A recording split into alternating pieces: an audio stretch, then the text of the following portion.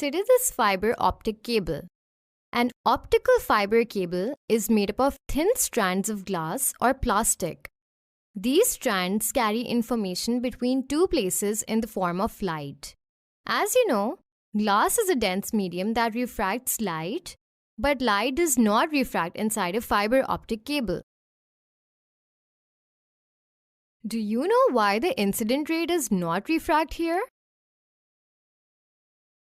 Well, we can understand the reason for this once we understand the process of total internal reflection.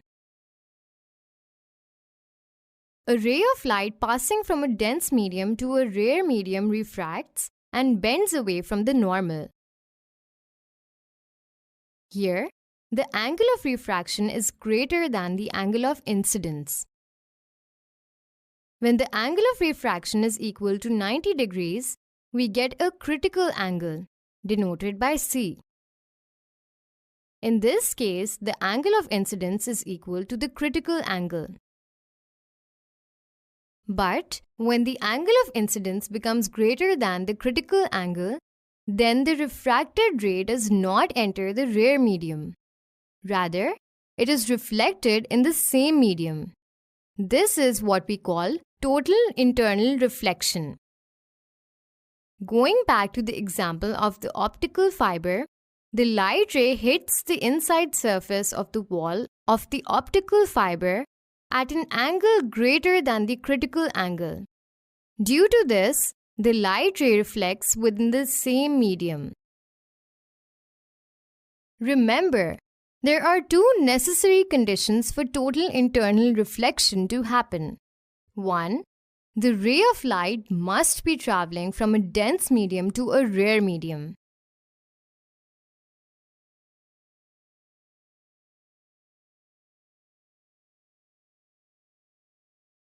2. The angle of incidence must be greater than the critical angle. Many optical instruments use the principle of total internal reflection. Let's take a closer look at a few instruments. A prism periscope is an instrument used for viewing objects that are higher or lower than our eye level. Therefore, they are usually used in tanks and submarines to observe movements without being seen. It consists of two prisms that are fitted into each end of the tube. In the periscope, light hits the top prism at an angle of 45 degrees.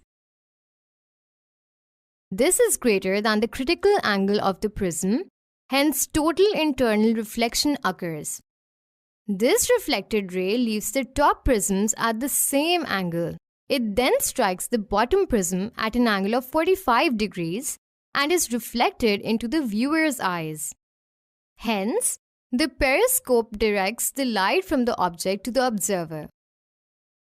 Total internal reflection also occurs in binoculars.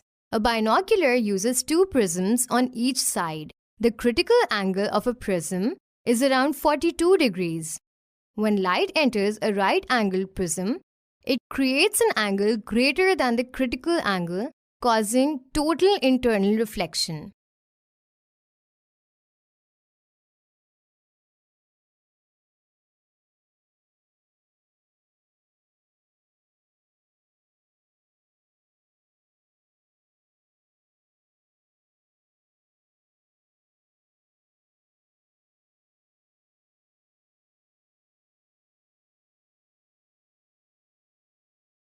A mirage is a naturally occurring process in which light rays bend to produce a displaced image of distant objects or the sky. On a hot day, the land heats the layers of air closer to it. However, as we move higher, the layers of air get relatively cooler. Thus, the hot lower layers of air near the ground form rarer mediums and cold upper layers form denser mediums. These layers act like a lens distorting our reality. Thus, the result is a mirage, where the objects appear lower than their actual position. Now, when light coming from sky travels from denser to rarer mediums of air, it bends more and more until it exceeds the critical angle. Beyond this angle, light reflects. This process is called total internal reflection. When this reflected light reaches our eyes trace it backward as a straight line. Hence, the reflection of the blue sky appears on the ground and our brain thinks it is water, thus causing a mirage. Fish eye view. When light travels from water to air, it bends away from the normal at the boundary of water. But when the angle of incidence is greater than 48 degrees, total internal reflection occurs.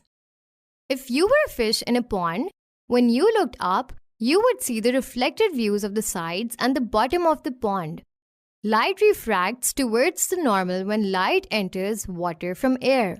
Because of this, the outside world would appear compressed to you, the fish in the pond.